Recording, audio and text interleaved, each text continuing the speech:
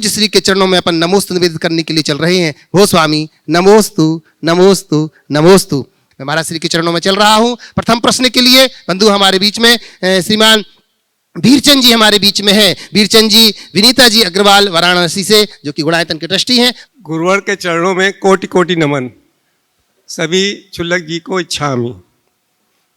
हे गुरुवर, मेरा प्रश्न ये है कि क्या सम्यक दृष्टि जीव सप्त भयों से मुक्त होता है? बिल्कुल, सम्यक दृष्टि सप्त भयों से मुक्त होता है, पर वह सम्यक दृष्टि जो निश्चय सम्यक को प्राप्त करता है। सराग सम्यक दृष्टि सप्त भयों से मुक्त भले ना हो, पर उसके हृदय में भयातुरता नहीं होती। भयवश व सतर्कता तो रखता है, पर घबराता नहीं। सामान्य व्यक्ति भयजन्य परिस्थितियों के निर्मित होने पर उद्विग्न हो जाता है। सम्यक दृष्टि उनका सामना करता है, उनके प्रति सतर्कता अपनाता है, पर भयातुर नहीं होता। मैं निवेदन करता हूं हमारे बीच में वरिष्ठ एडवोकेट श्रीमान स्वरूप चंद जी, राजकुमारी देवी जी यहां पर उपस्थित हैं। महाराज श्री को हमारा सत सत नमन और सभी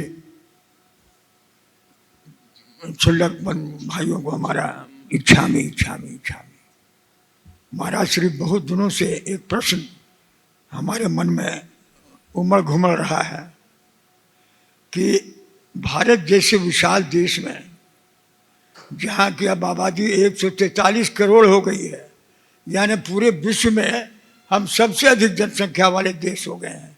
हमने चीन को पीछे छोड़ दिया है।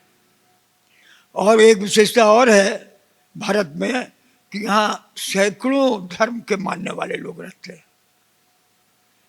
और यहाँ लोकतांत्रिक व्यवस्था है।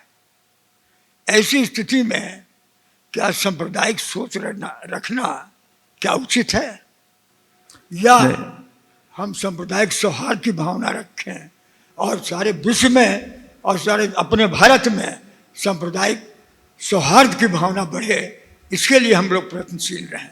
इसका कृपया आप समाधान करें। निश्चित भारत बहुत विशाल देश है और यहाँ की आबादी भी विश्व में सर्वाधिक होने को है। आपका जो कहना है कि ऐसी स्थिति में सांप्रदायिक सोच रखना या सांप्रदायिक सौहार्द रखना, दोनों में क्या उचित है और सांप्रदायिक सौहार्द को कैसे बढ़ाया जाए? देखिए, सांप्रदायिक सौहार्द सोच तो कहीं नहीं होनी चाहिए। सांप्रदायिक सौहार्द को बढ़ाने के लिए हमेशा तत्परता रखनी चाहिए,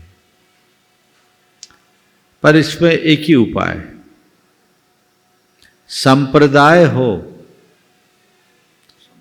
सांप्रदायिकता नहीं। संप्रदायों से कोई कठिनाई नहीं। भारत में विविधता में एकता है, अनेक धर्म है, अनेक संप्रदाय है, अनेक परंपराएं, लेकिन सांप्रदायिकता के कारण कठिनाई। जब व्यक्ति के हृदय में सांप्रदायिकता की प्रबल भावना उभर जाती तो एक प्रकार का उन्माद उत्पन्न होता है, उससे वर्ग संघर्ष की स्थिति निर्मित होती है। और जब व्यक्ति के हृदय में सांप्रदायिकता की भावना समाप्त होती है, तभी वह सांप्रदायिक सौहार्द की भूमिका में आ सकता है।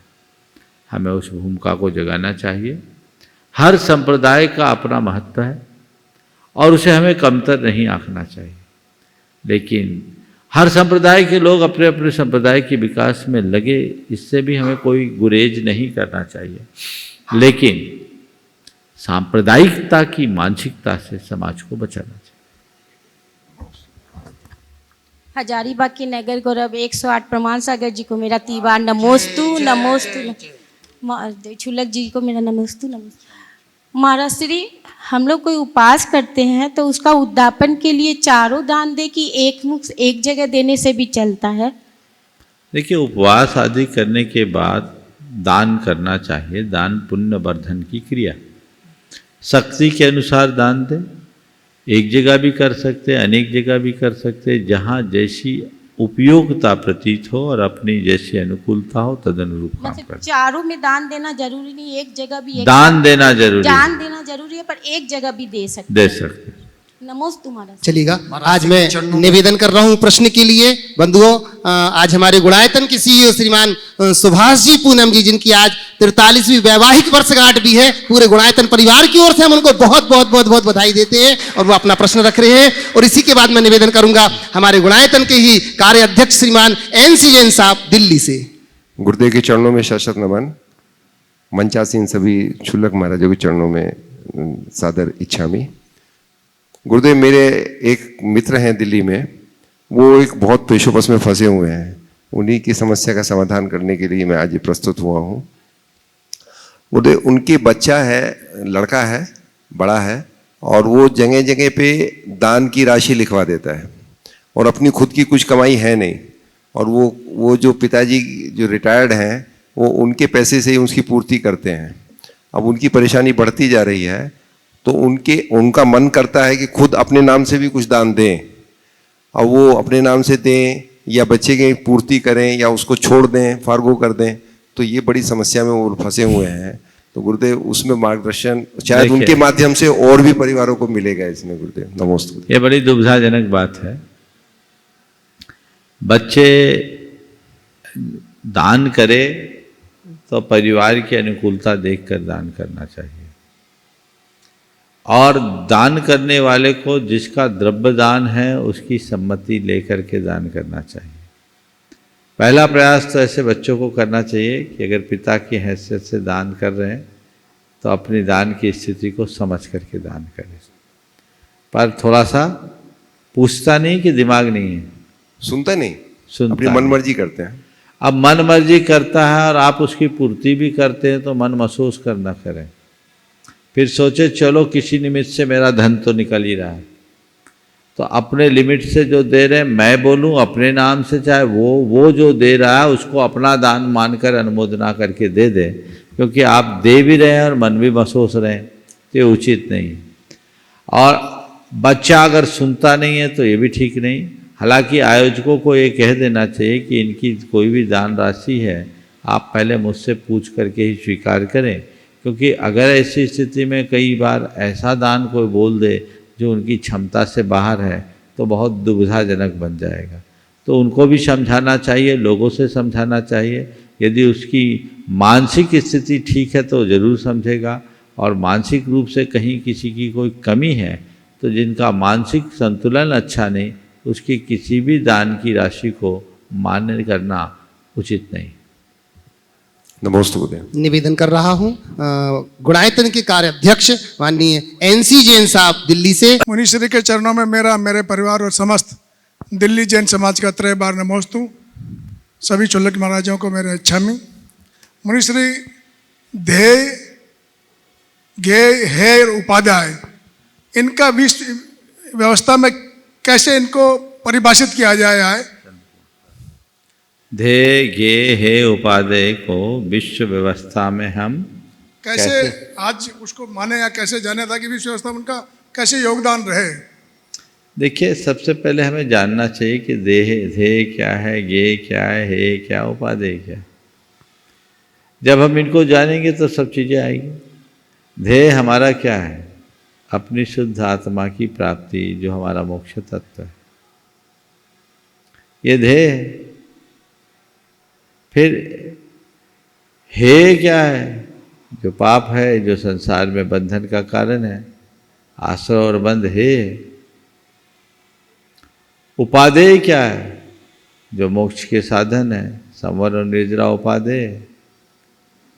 और जीव के अतिरिक्त जो अजीव है वो हमारे लिए ये है, जानने योग्य। तो ये 7 तत्व इसी में समाहित है। इसमें संसार के कारण और मोक्ष के साधन चारों आ जाते हैं। तो संसार है जीव और अजीव का योग, जिसका कारण है आशा और बंध।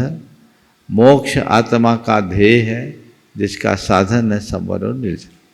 मुनीश्री, एक महिला है, वृद्ध महिला दिल्ली में, उन्होंने अपना नाम नहीं बताना चाहा है। उन्होंने आपसे आशीर्वाद मांगा। उनकी एक समस्या है कि उनका एक पुत्र, और जैसे अभी बताया था उसी से मिलती जुलती समस्या है, और बहू है, 6 साल शादी हुए, उनके बच्चे नहीं हुए हैं, लेकिन वो लड़का रोज शराब पीता है सुबह शाम, और रोज माता से आकर लड़ता है डेली, और कई बार उसको नशा मुक्ति केंद्र में भेजा जा चुका है, फिर भी वो रोज आकर लड़ता है, रोज पैसे मांगता है। उनके किराए की आमदनी है।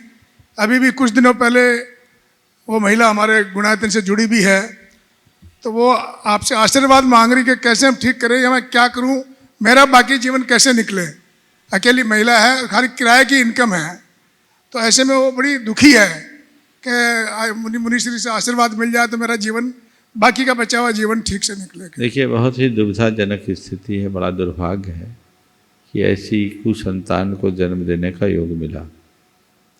लेकिन अब हम कर क्या सकते हैं, हमारे हाथ में इसमें कुछ विशेष नहीं है। माँ को चाहिए अपने आप को पूरी तरह से सुरक्षित करे, बच्चे के दबाव पर ना आए, बेटे को समझाने का प्रयास करे, और अगर ऐसे नहीं समझता तो सामाजिक दबाव से समझाए। सामाजिक दबाव से नहीं समझता और गलत हरकतें करता है, खासकर मारपीट करता है, इस स्तर की मारपीट जिसमें जान पर भी खतरा है, तो ऐसी स्थिति में जब कोई उपाय नहीं है तो फिर प्रशासन की मदद लेनी चाहिए, और ऐसे व्यक्ति का मोह छोड़ना चाहिए, उसको उसके हाल पर थोड़े दिन छोड़ना चाहिए। जब वो ठोकर खाएगा तब उसे समझ में आएगा, क्योंकि ऐसे लोग किसी भी स्तर पर चले जाते हैं और बहुत भयानक स्थितियों का निर्माण हो जाता है, तो उनको अपने आप को मजबूत बनाना पड़ेगा। बेटे के आगे अगर मजबूर होगी तो बेटा उसके ऊपर इसी तरह हावी होता रहेगा, और अगर मजबूत बन करके चलेंगे तो रास्ता खुले। नमोस्तु गुरु। निवेदन कर रहा हूं गुणायतन कोषाध्यक्ष माननीय एनएल जैन साहब। परम पूज्यवर, सादर नमन, वंदन मंचासीन सभी शुल्लक महाराजों को। इच्छा में महाराज श्री तीन शब्द हैं, मोह, विमोह और महामोह। क्या तीनों आदमी के लक्ष्य प्राप्त करने के लिए या उसके जीवन को सफल बनाने के लिए अवरोधक हैं? तो क्यों? मोह, व्यामोह और महामोह। विमोह को व्यामोह बोल दो और अच्छा लगेगा सुनने। मोह तो मोह है, वो तो ठीक है, ये हमारे आत्म प्रगति उन्नति में बाधक है। अब मोह के बाद जब व्यामोह हो जाएगा तो विशेष मोह हो गया विमोह, और महामोह उसका और बाप हो गया, तो ये तो और गड़बड़ होगा। तो जहाँ मोह है वहाँ संसार का विस्तार ही होगा। ये हमारे भाव भ्रमण का कारण बनता है। इसलिए हमें मोह को पुष्ट करने की जगह नष्ट करने के लिए सचेष्ट रहना चाहिए। नमस्ते महाराज। निवेदन कर रहा हूं माननीय चंद्रशेखर जी से। महाराज श्री के चरणों में बारंबार नमोस्तु। समस्त क्षुल्लक महाराज श्री के चरणों में इच्छामि इच्छामि इच्छामि। महाराज श्री, आवेग को कैसे रोकें? आवेग को कैसे रोकें? विवेक से आवेग को रोका जा सकता है।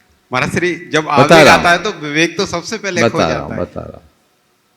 जिस समय आवेग आ रहा है उस समय कुछ कर पाना शायद संभव न हो, लेकिन जिस समय हम सामान्य हैं उस समय अपने विवेक को जागृत कर लें तो आवेग पर अंकुश रखा जा सकता है। हम अपने आवेग पर संयम लाने में समर्थ हो सकते हैं।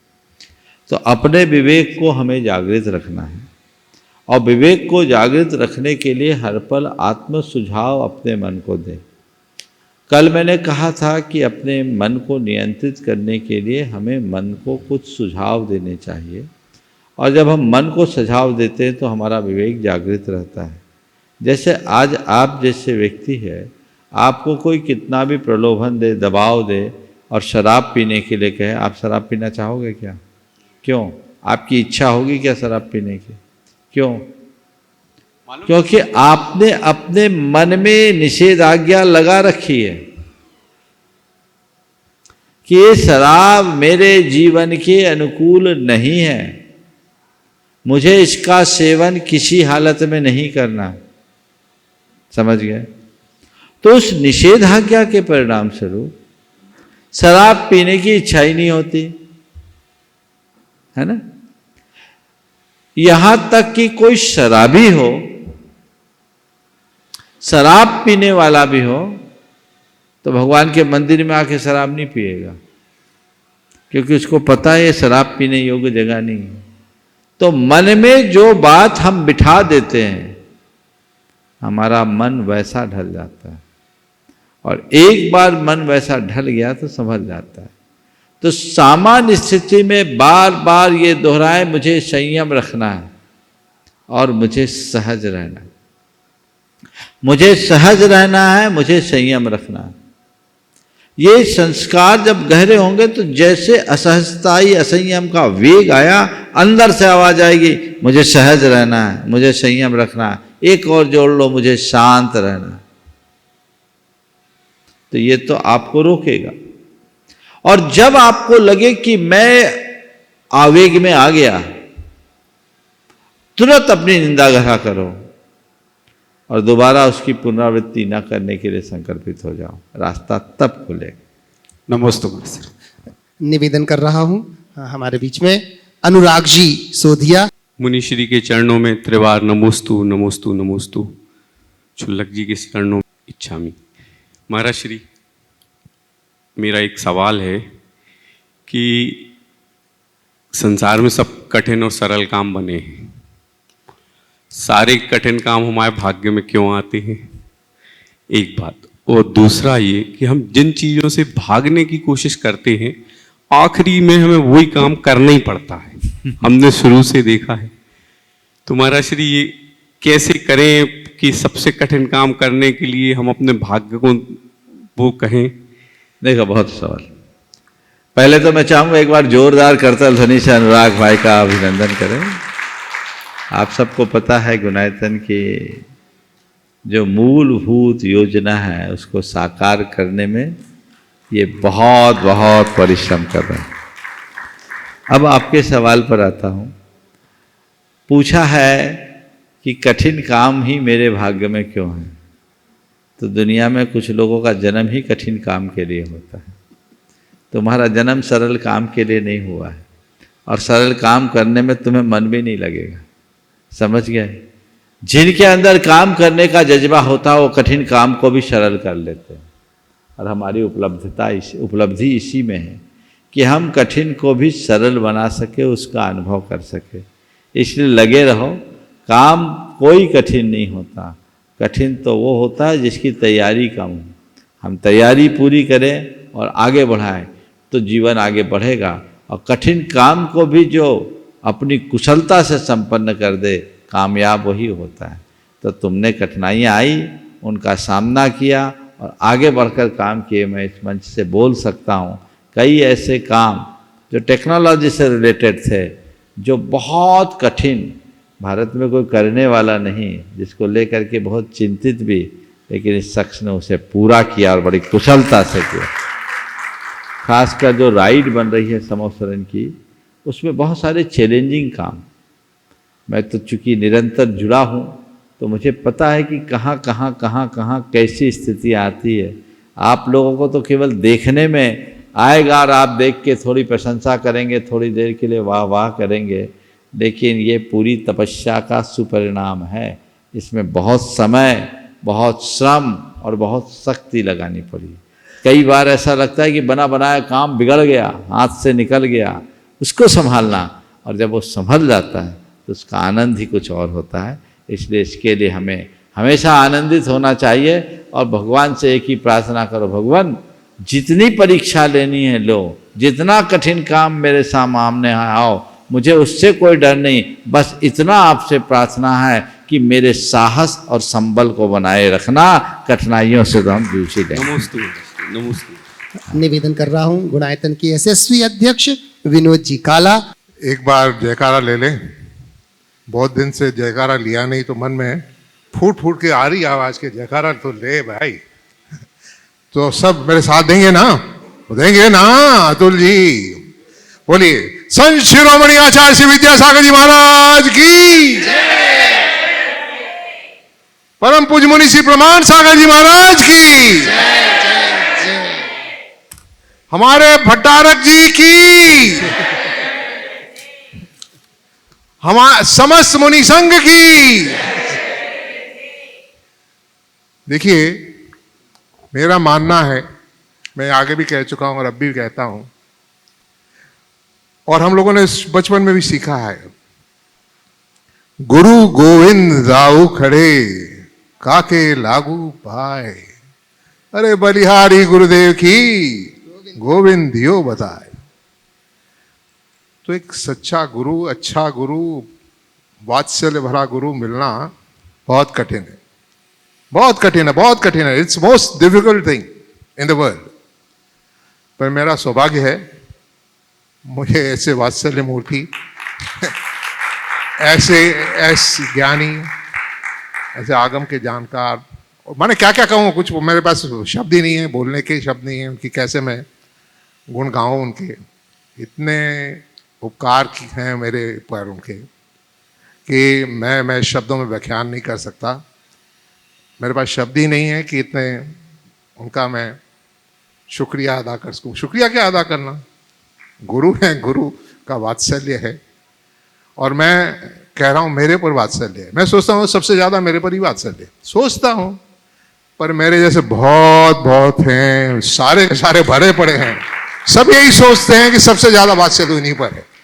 ये बड़ी अचंभे की बात है कि एक गुरु और सब के सब भक्तगण यही सोचते हैं कि उन पर ही सबसे ज़्यादा स्नेह है, वात्सल्य है। तो गुरु में वो क्या खास बात है, क्या खास बात है जिसको हमें सीखना चाहिए या समझना चाहिए। ताकि तो आपसे निवेदन है, जो सुन रहे हैं हमारे टीवी भाई, टीवी में देख रहे हैं, और जहाँ आप सब मौजूद हैं, कि आइए आइए गुरुदेव से जुड़ जाइए। ऐसा आनंद जीवन में आ जाएगा कि बस जीवन ही बदल जाएगा। आज सुबह बात कर रहा था, बीना जी से बात कर रहा, नरेंद्र भाई साहब जो भी दलिया वाले हमारे हैं, उनसे बात कर रहा था। कहती हैं पहले मैं आती थी तो पूरा शिखर जी घूमती थी, वहाँ जाती थी, मंदिरों के दर्शन करती थी, ऊपर जाती थी तो कि वहाँ ऊपर चलते हैं पहाड़ी पर अब तो यहाँ आती हूँ, यहीं सब कुछ मिल जाता है। ये बहुत बड़ी बात है। बोलती यहाँ आती हूँ और यहाँ रहती हूँ, गुणायतन में रहती हूँ, और सब कुछ यहीं मिल जाता है। और हम सब जानते हैं कि महाराज जी जब रहते हैं, अरे खाना खाया कि नहीं, आप जाइए खाना खा के आइए, पहले खाना खा के। अरे ऐसे तो घर में भी नहीं लोग बोलते हैं कि खाना, ऐसे एक एक चीज़ का ख्याल रखते हैं। और मेरा अकेले का नहीं, हम सब का ऐसे ही ख्याल रखते हैं।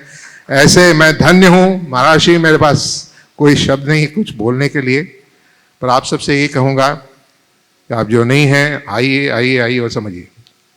और भावना योग, एक सबसे बड़ी बात यह है कि मैंने जो कुछ बहुत चीज़ें सीखी, महाराज जी से बहुत चीज़ें सीखी और समझ में आई, पर जो सबसे बड़ी जो चीज़ मेरा जीवन में परिवर्तन ला दिया, जिन जिन चीज़ों ने परिवर्तन लाया और जिनके कारण से मेरे एक नया जीवन मिला, उसमें बहुत बड़ा योगदान रहा महाराज जी के बनाए हुए भावना योग का।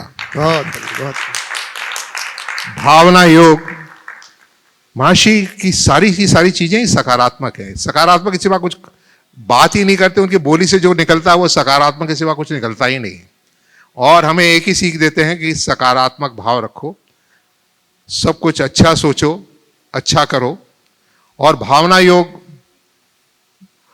मैं रोज सुनता था और सुबह सुबह एक मेरे लिए वो भजन बनाया महर्षि ने, अभी तो आउट नहीं करूँगा पर वो समय आने पर आउट करेंगे। हम लोग अनुराग के लिए वेट कर रहे हैं कि वो पूरी रिकॉर्डिंग अच्छे से करा के दे, पर वो तो भजन आप मस्त हो जाओगे, एकदम मस्त हो जाओगे। भावना योग भावना योग भावना योग भावना, अरे जबरदस्त। माने वो मेरे को अवार्ड विनिंग भजन है, अवार्ड विन करेगा, कई अवार्ड विन करेगा। और फिर महाराज जी ने स्पेशली मेरे लिए एक वो 15 मिनट का वो भी बना के मुझे दिया, और मैं ही नहीं मेरे घर में सभी सुनते हैं, और जीवन में बहुत बड़ा परिवर्तन आ गया है।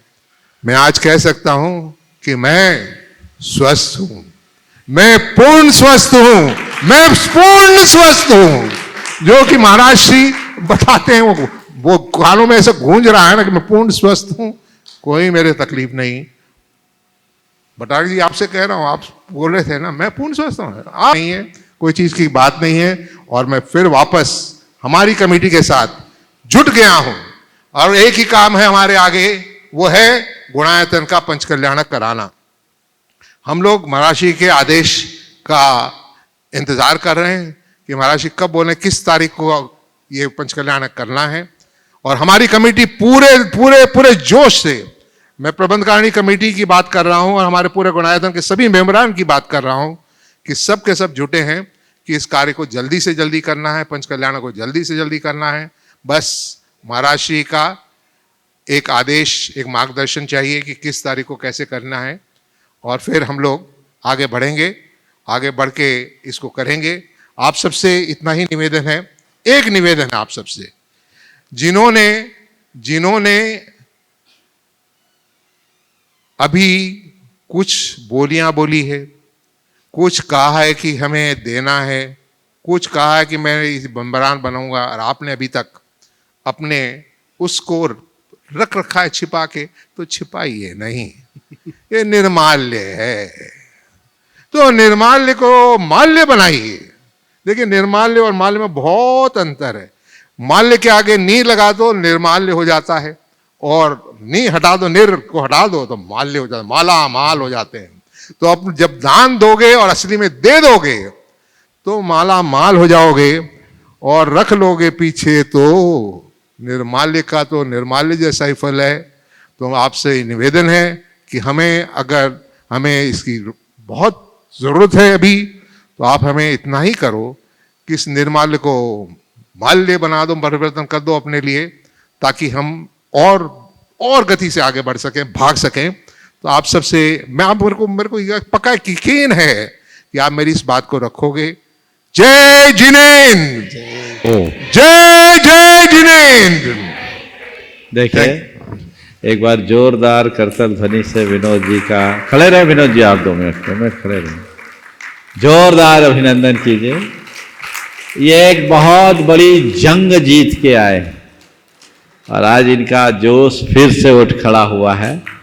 लगभग 3 महीने के अंतर, 4 महीना हो गया, जनवरी में आए थे ना, जनवरी में है ना, नहीं आप लोग से तब नवंबर दिसंबर में, और एक लंबे अंतराल के बाद आए हैं। मुझे हाँ बेहद प्रसन्नता है, जनवरी में भी ऐसे आए थे, बेहद प्रसन्नता है कि आज विनोद जी पुनः सांगो पांग खड़े हैं, और अब दुगने उत्साह के साथ। मैं तो ये कहूँगा इनको अब जो समय मिला है ना, ये इनके लिए नहीं मिला है, ये जो सारा समय मिला है गुणायतन के लिए मिला है। आपके हाथों वो कार्य संपन्न होना है, और आज मैं सुबह से देख रहा हूँ, कल रात में ही आए हैं और रात से ही लगे हैं, और पूरी तत्परता के साथ आज समीक्षा हुई कि पंचकल्याणक हम किन स्थितियों में कर सकते हैं। बहुत सारे चैलेंजेस हैं, कठिनाइयां हैं, और उसके बारे में भी आगे आने वाले दिनों में लोग निश्चय करेंगे, प्रयास करें कि सब कुछ है। पर विनोद जी अब तो पूरा कमर कस लो कि अब मेरे पास जो समय बचा है वो गुरु भक्ति और प्रभु शरण में ही बिताना है, यही मेरे लिए है। बाकी इस जीवन में करने योग सब कार्य मैंने कर लिया, अब मुझे एक ही काम करना है, एक ही लक्ष्य, एक ही ध्येय लेकर चलें तो निश्चित एक उपलब्धि होगी। इन्होंने निष्ठापूर्वक भावना योग किया और आज भी कर रहे हैं, उसका प्रभाव आप सबको दिख रहा है। चिकित्सा अपना स्थान रखती है, पर चिकित्सा के साथ जो श्रद्धापूर्वक भावना योग करते हैं उनके जीवन में जबरदस्त परिणाम आ रहे हैं, आएंगे भी। आने वाले दिनों में 26, 27, 28 मई को यहाँ त्रिदिवसीय भावना योग का जो शिविर रखा गया है, वो इसीलिए कि वे लोग जो भावना योग से अपरिचित हैं वे यहाँ आकर के उसका लाभ ले और अपने जीवन को धन्य कर सके। पुनः विनोद जी को बहुत बहुत आशीर्वाद कि अब दुगने उत्साह के साथ लगे रहें, और विनोद जी के आने से पूरी कमेटी में भी उत्साह आ जाता है। आज पूरी कमेटी उत्साहित है और आने वाले 13 और 14 तारीख को विशेष बैठक की जा रही है। मुझे लगता है कि बहुत जल्दी सब चीज़ें साकार होगी और आप सबकी जो भावनाएं हैं उसकी पूर्ति होगी। सभी को आशीर्वाद। नमोस्तु महाराज, नमोस्तु नमोस्तु। वास्तव में बंधुओं, आप देख रहे हैं कि जो व्यक्ति डॉक्टर कह रहा था उठ नहीं पा रहा था बिस्तर से, वो आज हम सबके सामने बीच में है। आखिर ये कौन सा योग है? ये और कोई योग नहीं, ये भावना योग का प्रभाव है कि वो आज हमारे बीच में यहाँ पर उपस्थित हो गए। बंधुओं, मैं आपसे कहना चाहूंगा कि आगामी, जैसे कि पूज्य श्री के मुख से आपने सुना, त्रिदिवसीय 26, 27, 28 मई को जो यहाँ पर विशाल शिविर का आयोजन किया जा रहा है, पर उसमें मात्र हमने 200 लोगों की ही व्यवस्था अपनी अभी की है। लगभग 100 से ऊपर लोगों की स्वीकृति, लोगों ने अपना रजिस्ट्रेशन तो करा लिया है। मैं आपसे कहना चाहूंगा कि जिनको भी इस भावना योग शिविर में शामिल होना है, मात्र 1100 रुपए की राशि, और इसमें भी 3 दिन का पूरा पैकेज आपका है। भावना योग किट के साथ 3 दिन रहने की, भोजन की संपूर्ण व्यवस्था आपको दी जा रही है। आप इससे जुड़िएगा और फिर भावना योग में आने वाले को फिर कभी डॉक्टर के पास नहीं जाना पड़ेगा। ये निश्चित बात है, आप उसमें जरूर शामिल होइएगा। और मैं निवेदन कर रहा हूं हमारे बीच में अभय जी चंदनवाला जी, जो कि दमोह वडगांव वाले हैं, निवेदन करता हूं आए। परम पूज्य महाराज जी के चरणों में बनगांव वाला परिवार की ओर से त्रिवार नमोस्तु नमोस्तु नमोस्तु। मंचासीन शुल्लक महाराजों के चरणों में इच्छामी इच्छामी इच्छामी। महाराज जी, मैं देख रहा हूँ आजकल मेरे मन का कोई काम नहीं होता है तो बहुत ज़्यादा गुस्सा आती है, क्या करूँ? कुछ नहीं करो, भावना योग शुरू करो, मन का काम भी हो जाएगा और मन भी संभल जाएगा। समझ गए? नियमित भावना योग करके देखिए, बहुत परिवर्तन आएगा। नमोस्तु महाराज जी, इच्छामी महाराज जी, नमोस्तु महाराज जी, इच्छामी महाराज जी। महाराज जी, नमो कार्ड मंत्र आध घंटा का जैसे पढ़ते हैं तो उसमें नमो कार्ड मंत्र के 5 अक्षर पढ़ना चाहिए कि पूरा चित्तारी मंगलम अनंत मंगलम? 5 अक्षर नहीं, 5 पद। 5 पद। नमोकार का मूल मंत्र तो 5 पद है, उसके साथ जो चीज़ें हैं वो अलग से भी पढ़ सकते हैं और साथ में भी पढ़ सकते हैं। चलेगा। मैं बड़े सम्मान के साथ यहाँ पर आमंत्रित कर रहा हूँ मूड बद्री के भट्टारक जी, चारू कीर्ति जी यहाँ पर निवेदन करता हूँ, पूज्य श्री के पास पहुंच रहे हैं और संपूर्ण हमारा गुणायतन और सेवायतन परिवार जोरदार कलता ध्वनियों के साथ उनका अभिनंदन करता है। और यह ग्रंथ पूज्य श्री के करकमलों से स्वयं जैन तत्व विद्या, जो कि इंग्लिश में जिसका ट्रांसलेशन हो चुका है, वो पूज्य श्री के करकमलों से प्राप्त कर रहे हैं। और वो 4 बातें पूज्य मुनि श्री की जोरदार तालियों के साथ इनका अभिनंदन करते हैं। बंधुओं, इन्होंने जैसे ही इनसे कहा गया कि आप सम्मेद शिखर की वंदना करने के लिए आए हैं, बोले सम्मेद शिखर की वंदना तो है ही, साथ में पूज्य श्री के चरणों की वंदना हमारे लिए बड़ी महत्वपूर्ण है। आए और मैं निवेदन करता हूं, अपना प्रश्न रख रहे हैं हमारे भट्टारक जी, चारू कीर्ति जी। जय बोलो आचार्य विद्यासागर मुनि महाराज की जय। जय बोलो साक्षात विराजमान 108 प्रमाण सागर मुनि महाराज की जय। सकल मुनि संघ की जय। मुनि महाराजों को चरणों में बारंबार नमोस्तु नमोस्तु नमोस्तु। सभी क्षुल्लक महाराज को इच्छाकार सद्धर्मा बंधुओं, मेरा भी एक प्रश्न है। हमेशा मेरा गुरुवर प्रमाण सागर महाराज के पास हमने आते हैं काफ़ी साल से, और खाली नहीं आता हूँ, प्रश्न लेकर आता हूँ। आज भी एक प्रश्न लेकर आया महाराज ने। मेरा प्रश्न है, आज का परिप्रेक्ष्य में कई लोग हमारे से प्रश्न करते हैं, धर्म के साथ साथ हम सब तो धर्म तो करते ही हैं, साथ साथ आज का परिप्रेक्ष्य में हम मंदिर निर्माण में और शिक्षा में, लौकिक शिक्षा में और स्वास्थ्य में और पर्यावरण में, इसमें किसको ज़्यादा लक्ष्य देना चाहिए और इसमें क्या हमको पुण्य मिलेगा, इसके बारे में आप हमको पूरा जानकारी देना चाहिए। पहले तो मैं चाहूँगा एक बार जोरदार करतल ध्वनि से भट्टारी जी का अभिनंदन कर दीजिए। ये पूरे के पूरे मूल बद्री की बागडोर संभालते हैं और बड़े विद्वान और गुरु भक्त हैं और बहुत विनम्र और जिज्ञासु भी हैं। मेरे पास प्राय आते रहते हैं, अनेक बार आए हैं, आज पुनः आए हैं। बहुत अच्छी बात, एक बार जोरदार करतल ध्वनि इनका कर दीजिए। आपने जो सवाल किया ये बड़ा आम सवाल है, अनेक बार इस मंच से भी आया है, लेकिन हमें इस पर बहुत गंभीरता से विचार करना चाहिए। मंदिर का निर्माण, लौकिक शिक्षा अथवा चिकित्सा, सब चीज़ों की अपनी अपनी जगह उपयोगिता है। हमें हर जगह, हर जहाँ जिसकी उपयोगिता है वो काम करना चाहिए।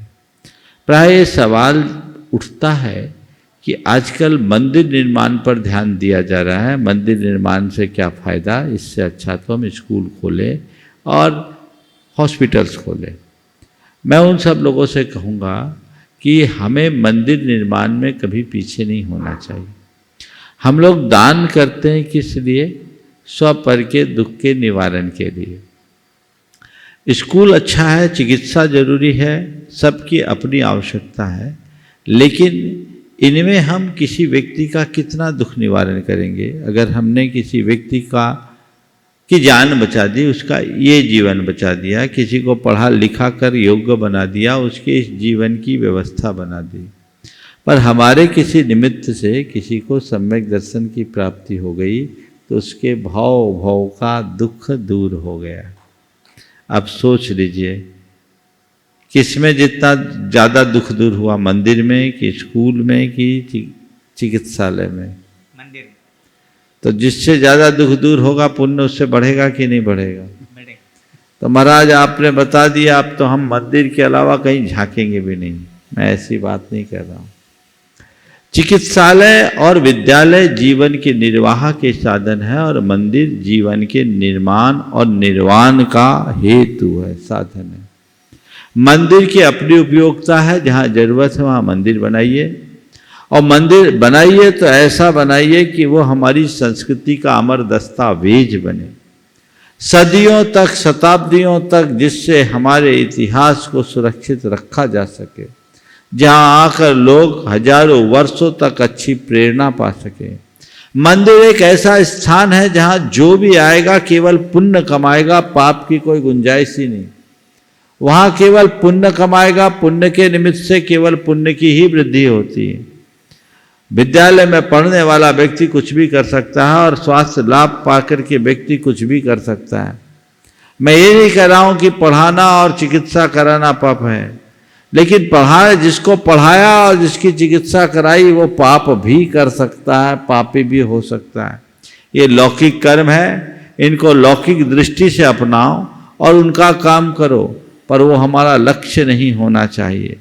हमें मंदिर आदि के निर्माण के लिए उत्साहित रहना चाहिए और जहाँ जरूरत पड़े वहाँ ऐसे लोकोपकारी कार्यों में भी पीछे नहीं रहना चाहिए, उनको भी आगे बढ़ाएं। दोनों चीज़ें साथ साथ चलनी चाहिए। एक सामयिक व्यवस्था है और एक शाश्वत व्यवस्था है। सामयिक व्यवस्था को तात्कालिक परिस्थिति के अनुरूप अपनाया जाता है और जो शाश्वत व्यवस्था है उसे दीर्घ काल तक चलाया जाता है। तो हम दोनों को साथ लेकर के चलते चले, जिससे हमारे जीवन का निर्माण हो सके। फिर दूसरी बात, जो लोग ये कहते हैं कि मंदिर आदि के निर्माण में पैसे का अपव्यय है, ये उनकी गलत सोच है। एक जगह मंदिर का निर्माण होता है, सैकड़ों लोगों को रोजगार मिलता है, वर्षों सैकड़ों लोग प्रत्यक्ष और अप्रत्यक्ष रूप से वहां काम करते हैं, उनका पेट भरता है। क्या ये देश की अर्थव्यवस्था को आगे बढ़ाने का आधार नहीं है? आज गवर्नमेंट मनरेगा चलाती है रोजगार देने के लिए। हमने शास्त्रों में पढ़ा है कि राजा महाराजाओं ने लोगों को रोजगार देने के लिए मंदिर बनाया। तो एक मंदिर बनता है, 10-10, 15-15 साल तक काम चलता है, सैकड़ों लोगों का पेट भरता है। क्या ये लोकोपकार नहीं है? ये भी तो दृष्टिकोण होना चाहिए। मैं मानता हूं कि मंदिरों की केवल मंदिरों की आवश्यकता नहीं है, लेकिन जो मंदिर आते वही अस्पताल खोलते, वही विद्यालय चलाते। तो जहां जिसकी जितनी आवश्यकता है हमें उसे प्रोत्साहित करना चाहिए, दोनों तरह के कार्यों को गति देना चाहिए। लीजिए सुभाष जी गुणायतन सिंह। परम श्रद्धेय गुरुदेव के चरणों में शत नमन। मंचासीन सभी क्षुल्लक महाराजों एवं भट्टारक जी महाराज के चरणों में सादर इच्छामि। गुरुदेव, एक अत्यंत दुखद सूचना के साथ यहाँ प्रस्तुत होना पड़ा। हमारे ट्रस्टी और मंत्री श्री राय सेठ चंद्र कुमार जी की माता जी का देवलोकगमन गत 20 अप्रैल को हो गया था। हम लोगों को भी सूचना थोड़ी देर से मिली, तो उनकी माता जी ने पिता श्री नंदलाल जी के, राय सेठ नंद कुमार जी के साथ में मिलकर बहुत अच्छा एक धार्मिक संस्कारित परिवार की स्थापना की। गुरुदेव, उनके देवलोकगमन से हम लोग बहुत व्याकुल हैं और आपसे प्रार्थना करते हैं कि हमारे और उनके परिवार के लिए एक आशीर्वचन आपसे मिले। गुरुदेव नमोस्तु। देखिए, रायसेठ परिवार जैन समाज का एक बहुत ही स्तंभ और मजबूत परिवार रहा है। मंडला में रायसेठ नंदन कुमार जी जब तक रहे, उन्होंने धर्म और समाज के लिए बहुत अच्छा काम किया। आज भी उनके सुपुत्र रायसेठ चंद्र कुमार जो जबलपुर में रहते हैं, बहुत लगन निष्ठा के साथ धर्म ध्यान की पूर्वक समाज की सेवा कर रहे हैं। परम पूज्य गुरुदेव की भी उन्हें विशेष कृपा रही है। पुडाई और प्रतिभा स्थली में उनकी महत्वपूर्ण भूमिका है और गुणायतन और हमारे सेवायतन में तो उनने हमेशा कदम से कदम मिलाकर योगदान दिया है। मैं समझता हूँ ये सब उनकी माताजी के संस्कारों का प्रतिफलन है। उनकी माताजी ने ऐसे संस्कार दिए, बड़ी सरल परिणामी। मैं उन्हें व्यक्तिगत रूप से भी जानता था। अचानक इस दुनिया से वो चले गई। कोई कब चला जाए इससे कहा नहीं जा सकता। देखिए, जाने वाला चला गया, अपने को सूचना भी आज मिली, कल मिली शाम को। तो ये चीज़ें होती है, आने जाने वाला तो आता जाता रहता है। मैं पूरे रायसेठ परिवार से कहूँगा कि ऐसी घड़ी में अपने परिणामों को स्थिर रखें। हालांकि वो सब लोग तत्वज्ञ हैं, उनके परिणाम भी स्थिर होंगे। और ऐसी घटनाओं को शोक का निमित्त बनाने की जगह वैराग्य का निमित्त बनाना चाहिए और अपने जीवन को उसी प्रकार के आदर्शों में आगे बढ़ाने का उद्यम करना चाहिए। मैं सारे परिवार को आशीर्वाद देता हूं कि उनके आदर्शों के अनुरूप, उनकी प्रेरणा के अनुरूप अपने जीवन को आगे बढ़ाएं और जीवन की समुन्नति करें। खासकर रायसेठ चंद्र कुमार जी को, उनकी धर्मपत्नी को, कि वे आगे बढ़ते हुए अपने जीवन को सन्मार्ग में लगाएं। सभी को आशीर्वाद। नमस्ते। अतुल, शीतल, निहाल, वंदना लाघानी परिवार बक्सरा गुजरात से। गुरुदेव के चरणों में कोटि कोटि नमोस्तु नमोस्तु नमोस्तु। सभी क्षुलक महाराज जी के चरणों में इच्छा में। गुरुदेव, मेरा प्रश्न ये है कि जयकार 3 बार क्यों लगाते हैं और जयकार लगाते समय दोनों हाथों को ऊपर क्यों करते हैं? बहुत अच्छा सवाल है। आप लोग लगाते हो पर कभी सवाल नहीं उठा होगा। जयकार 3 बार लगाते हैं, मन, वचन और काय के प्रतीक स्वरूप। जय जय जय। जय क्या है? किसी की जयकार लगाते हैं, यानी हम जिसकी जय लगा रहे हैं वो जयशील हो, अर्थात सब तरफ उनका मान बढ़े, सभी उनका अनुकरण करें, सब उनका अनुगामी बने। हम भगवान की जय बोलते हैं, हम क्या चाहते हैं? सब तरफ भगवान की शरण में लोग आए। हम गुरु की जय बोलते हैं तो इसी भाव से बोलते हैं सारी दुनिया के लोग गुरु के चरण चिन्हों पर चले, गुरु के पीछे लगे, उनका मान करे, उनका अनुगामी बनकर अपना उत्थान करे। जय का अर्थ ये है। और जय भगवान के साथ जय ध्वनि चलती है। जब भगवान का विहार होता है तो देवता लोग धुंधवी वाद के साथ जय जय जय की ध्वनि करते हैं। इसलिए जब भी जयकार बोलो तो 3 बार बोलना चाहिए। अब हाथ ऊपर उठा करके बोलने के लिए जो करवाते हैं आप लोगों को, ये आपके जोश को जगाने के लिए, चैतन्य होकर के जय बोलो। तो जय इसलिए कि सब तरफ ये जय जयकार हो, इनका शासन सब तरफ फैले, ये इसके पीछे का प्रयोजन। नमोस्तु गुरुदेव, नमोस्तु गुरुदेव। नरेंद्र वीणा जी निवेदन करूंगा। और कोटिशः वंदन सभी क्षुल्लक जी महाराज जी के चरणों में इच्छामि। भट्टारक जी को भी सादर इच्छामि। गुरुदेव, मैं तो अभिभूत हूँ। शंका समाधान का हर सत्र एक मील का पत्थर है। अभी आपके आशीर्वाद से जैन तत्व विद्या का स्वाध्याय करने का सौभाग्य प्राप्त हुआ है और उसमें हमें जो अनर्थ दंड और अपध्यान आदि जो हैं उसके बारे में मैं जानना चाहता था कि इनसे कैसे बचें। कल आपने उसका बहुत सुंदर विवेचन दिया, निषेध, सिद्धि, प्रतिक्रमण आदि। और मैं यहाँ आता हूँ तो वास्तव में बैटरी चार्ज करके जाता हूँ। ऐसी सकारात्मक वर्गणाएँ यहाँ प्राप्त होती हैं कि कुछ न कुछ संकल्प लेके जाता हूँ। तो मैं इसे अपने जीवन के उद्धार का एक बहुत बड़ा आपका आशीर्वाद समझता हूँ। आपके चरणों में नमोस्तु नमोस्तु नमोस्तु। और आज प्रश्न पूछेगी बीना। गुरुदेव के चरणों में नमोस्तु नमोस्तु नमोस्तु। मंचासीन सभी क्षुल्लक महाराज जी के चरणों में इच्छामि। गुरुदेव कहते हैं कि जब गुण दिखाई दे तो मन को आईना बना लो। गुण दिखाई दे गुण और दोष दिखाई दे सुधार लो। गुण दिखाई दे तो मन को कैमरा बना लो और दोष दिखाई दे तो मन को आईना बना लो। तो ऐसा दृष्टिकोण हम अपने आप में कैसे आत्मसात करें, कृपया मार्गदर्शन दें। गुण दिखाई दे तो कैमरा बनाओ और दोष दिखाई दे तो आईना बनाओ। देखिए बहुत अच्छा दृष्टिकोण है। गुण ग्रहण करने की चीज़ है और दोष शोधन करने की चीज़ है। हम लोगों की एक कमी है कि हम अपने गुण देखते हैं और गैरों के दोष। जिन्होंने भी ये वाक्य कहा है बहुत अच्छा दृष्टिकोण है। कैमरा हमेशा दूसरों की फोटो खींचता है। ये बात अलग है कि आजकल सेल्फी चालू हो गई, लेकिन कैमरा हमेशा दूसरों को खींचता है। दूसरों की अच्छाई मिले तुरंत ले लो, और अगर किसी में बुराई देखे तो उसको अपने अंदर देखो कि ये बुराई मेरे सामने, मेरे जीवन में तो नहीं है। आईना बना लो, तुम्हें अपनी कमी का बोध होगा और उस कमी के बोध से जीवन को सुधारने की सामर्थ्य भी विकसित होगी। ऐसा करने के लिए दो उपाय करो। एक वाक्य बार बार दोहराओ, मुझे गुणग्राही बनना है, मुझे गुणग्राही बनना है, मुझे गुणग्राही बनना है। और दूसरा दोषवादे च मौनम, दोषवादे च मौनम, दोषवादे च मौनम। ये दो आत्म सुझाव अगर नियमित निरंतर लोग दे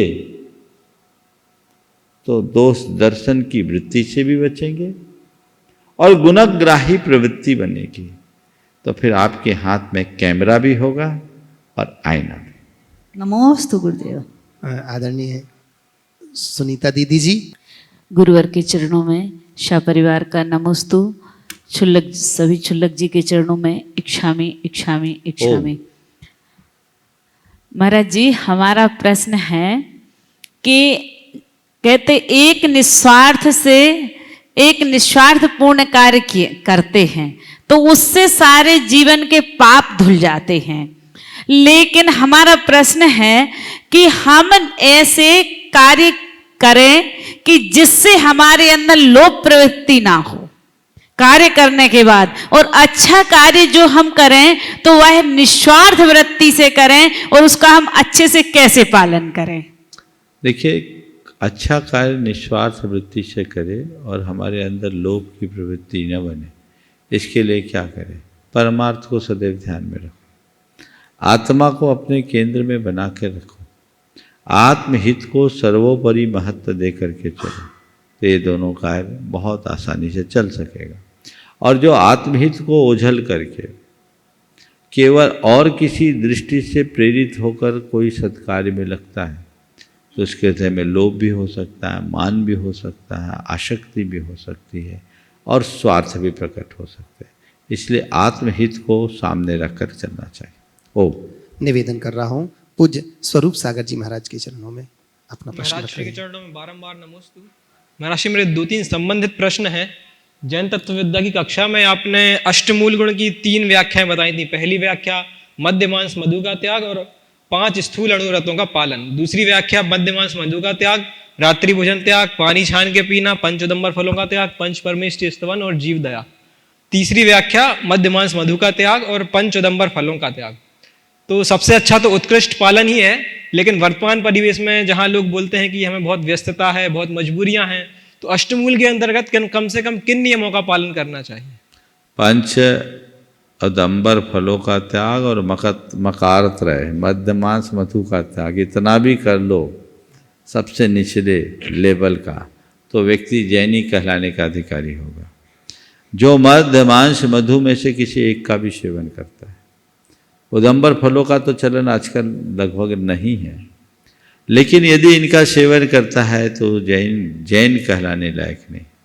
अपने अंदर जैनत्व को जीवित रखना चाहते हैं तो इसे अपने जीवन का खास चिन्ह मानना चाहिए, इसे अपने जीवन की जड़ माननी चाहिए और प्रतिज्ञापूर्वक इन तीनों का परित्याग करना चाहिए, बल्कि करना ही चाहिए। जब आप करेंगे तभी हमारा रास्ता प्रशस्त हो सकेगा, अन्यथा हम अपने जीवन में कुछ नहीं कर पाएंगे। हम तो कहते 8 साल की उम्र में ही बच्चों को ये मूल गुण दिला देना चाहिए, देते भी थे पहले तो जीवन भर ध्यान रहता था। 8 साल की उम्र में बच्चे ये नियम ले और उनको हमेशा उसका एहसास कराया जाए तो बड़ा होने के बाद उनमें कोई भटकाव आने की संभावना कम हो जाती है। इस प्रकार समय आप सबका हो गया। आज के सत्र को यहीं पर विराम।